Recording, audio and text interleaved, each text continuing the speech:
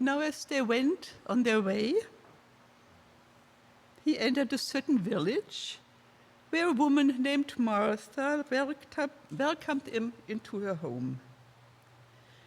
She had a sister named Mary, who sat at the Lord's feet and listened to what he was saying. But Martha was distracted by her many tasks, so she came to him and asked, "Lord, do you not care that my sister has left me to do all the work by myself? Tell her then to help me." But the Lord answered her, "Martha, Martha, you are worried, distracted by many things. There is one thing only. There's need only of one thing. Mary has chosen the better part, which will not be taken away from her."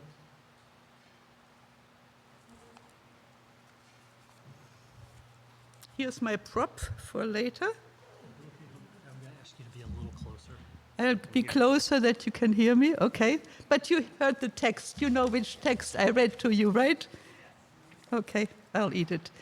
And I'm not sure if I want to call this a sermon or just some musings on these words of the two sisters. I have 3 sisters, so I know what I'm talking about, at least in that regard. You know, I could imagine a quiet moment when Mary is not around, that Martha would say to Jesus, "You know, Jesus, you really embarrassed me there in front of Mary. What are people going to think of me when they hear this? Here we are in the Gospel of Luke. You just you just told us the parable of the Good Samaritan. You said, go and do likewise, and I go and do likewise, and it's wrong. I feel like you have set me up against Mary. She chose the good part, I chose the bad part. Like Christians, make sure that you are like Mary or not like Martha. Are you saying we have to be hearers of the word and not doers? Are you saying faith is better than action? Is this the court case, Mary against Martha, where Mary loses? Martha is on a roll, where Martha loses, right? We just know that Martha is the older sister, don't you? She is competent. She is a great manager. She's a wonderful, and I don't know, do you still hostess or do you say host? So she is, is it okay? Hostess is okay. So when Jesus says Mary has chosen the better part, that must have stung. She asks, why in the world did you have to say that? And Jesus might say to her, Martha, this is what you had to hear at this moment, because you had set yourself up for it. You have come to me to bring your case against Mary. Tell her, Jesus, tell Mary that she is wrong. She should serve you just the way I do. She is just sitting there with you in the living room doing nothing but listening, visiting. I can hear Jesus say, Martha, do you remember when I first came here, how you received me and the whole gang, and you put me up and you fed me wonderful food, and over the years we have become good friends, you and I and Mary and Lazarus. And now you think you know what your role is. You are the rescuer, you are the giver, you are the hostess with the mostest. You minister to me, and you give, and you do. There's a Greek word here for the one thing she's doing. She is so busy, her eyes go from one place to the other, so she really has no time to be really present. You don't sit there and say, Jesus, what do you need from me now? Because you know I used to work in a domestic violence shelter for 30 years, and in the current church and in the Women's Center and Shelter in Pittsburgh. And one of the teaching tools we would use is the rescue triangle. Does anybody know about the rescue triangle or the drama triangle? Somebody does. It came out in the 60s from somebody named Cartman, and it describes interactions between people. And there is the rescuer.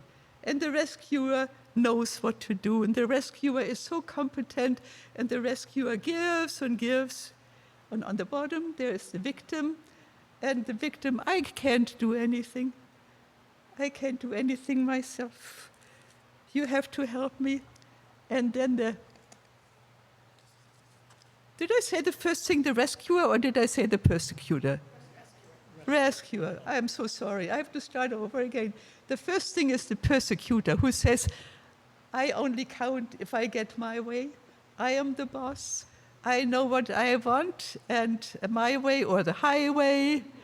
And so I just run the show. I'm very competent.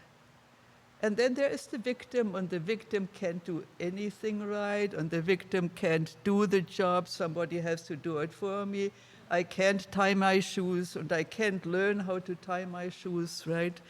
And then there are the rescuers, and they will save you, and they'll do everything for you, and they are so competent, and they have a halo.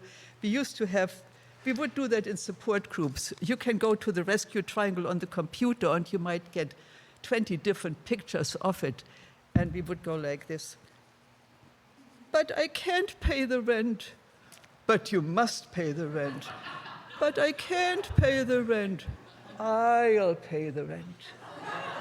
I think it goes, this is that you must, but you get the idea. And the women would get the idea that we can get into a habit of being victims, and that we can't do, and that somebody else has to do for us. And if you're parents, you know about that, right? So it's basically unhealthy relationships where you don't walk next to each other, but down there on the bottom, there is the victim, and she's like this, and then there is the rescuer is like this, and the persecutor is just like this, right? Or a little devil. The rescuer is the competent one who knows what is needed, and they give, and they give, and they are productive, so that it becomes a one-way street, and nothing comes back, and you become resentful, and you become worn out, and the others might become an object of charity.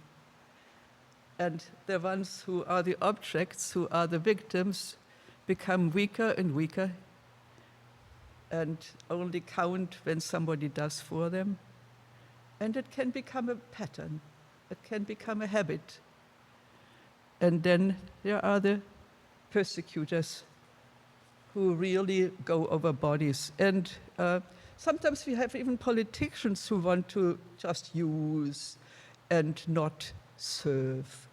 And I saw that, who died?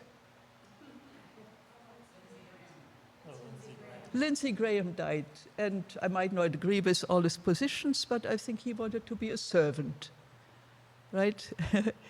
And there are many politicians who want to be servants, and some politicians who just want to be controllers. Sometimes I have to look at my notes because I leave them, right?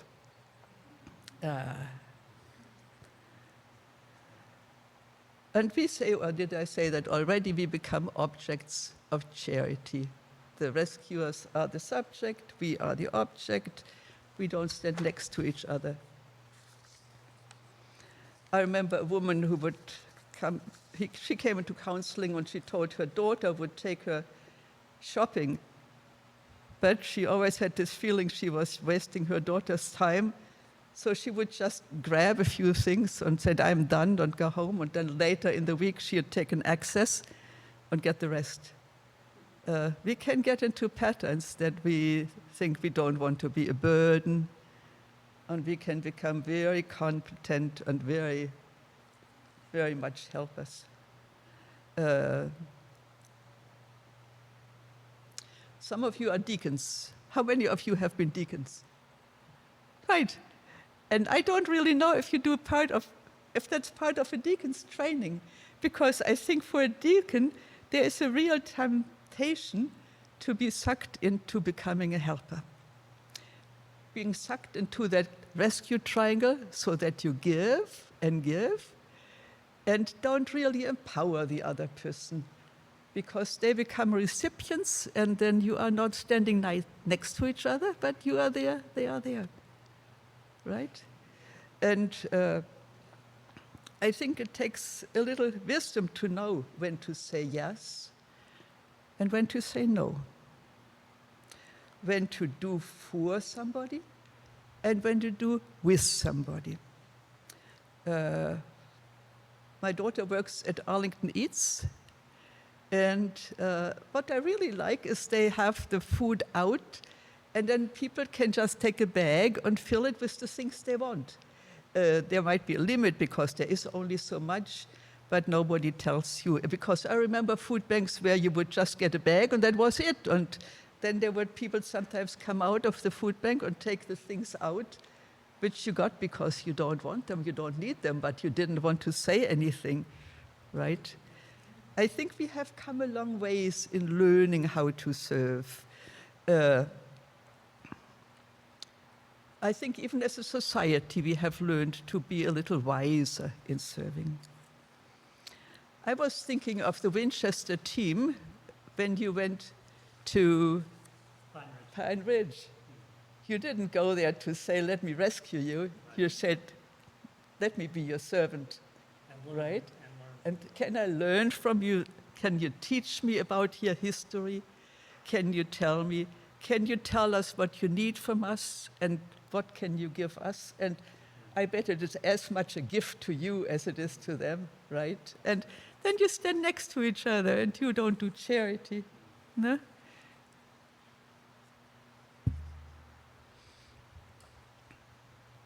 And sometimes the greatest gift we can give to each other is the gift of our presence. I've read recently about, actually I should tell you something. We walk along the Mystic River most days and we see mothers with their strollers, and they push the strollers or the kids walk next to them, and what do the mothers do? They are on their cell phones. And you can understand it because it can get pretty lonely raising kids when you don't have much adult help. And so to be connected with your friends or to just call the doctor in a hurry, it is important. And you need it. But we have so many tools now where we can be distracted and not be present to each other that we have to learn new skills for seeing how to hold on to each other and how to take care of each other. Have you heard about the term, and I read it just recently, technoference? Was in the Boston Globe. Technoference is parents being on their cell phone, teenagers saying their parents are not available to them, that they feel lonely at home, and that made me so sad. And I thought it's worth thinking about it, just being aware of it, that we know that Jesus is Emmanuel, God with us. And following him really means also being there with each other and accepting and being present to each other. You know, that's all I have to say. I just hope that the real Martha, back in that story, that she heard Jesus' words, that she took off her apron, that she patted back her hair, and that she sat down and let Jesus host her and feed her. And then she can go out and do her Martha thing again. And that we all might find that balance in our lives, that balance of giving and receiving, of doing for others and being with others and just being with others and doing for Jesus and being with Jesus, feeding and being fed and being at peace. Amen.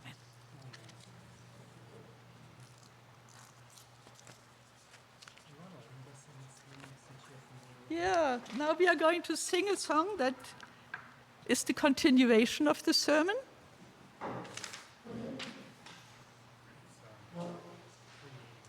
And it was written by Fred Kahn, who was a Dutchman, a congregational minister in Great Britain. And the tune was written by Doreen Potter. She was from Jamaica and was the wife of the president of the World Council of Churches in the 60s, 70s, 80s. I mean, I don't know how long she was his wife for, all her life. But it is a song which I think fits this Mary and Martha story, and it has a nice Caribbean rhythm. And what's the number? 388. 388. And the melody is just one we need to learn. And If you don't know it. that's a gift of a new hymn for you. Right. I'll play the melody. Okay. That'd be nice.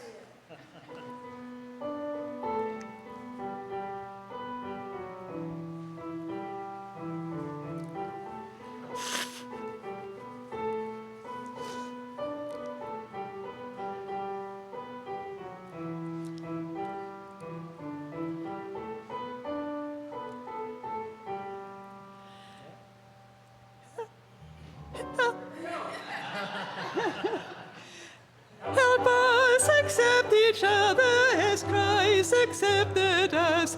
Teach us as sister, brother, each person to embrace. Be present, Lord, among us and teach us to believe. We are ourselves accepted and love to love and live. Lord, we ask, oh Lord, your lessons that in our daily life we struggle to be human and truth and life. Teach us the people for all, for us, for son, to love them as we find them, or as they may become. Let your acceptance change us so that we may be moved in living situations to do the truth in love, to practice your acceptance until we know by heart the table of forgiveness and laughter's healing heart. For today's encounters with all who are in need, who hunger for acceptance, righteousness and praise, because no eyes foresee. Renew us with your spirit, Lord, free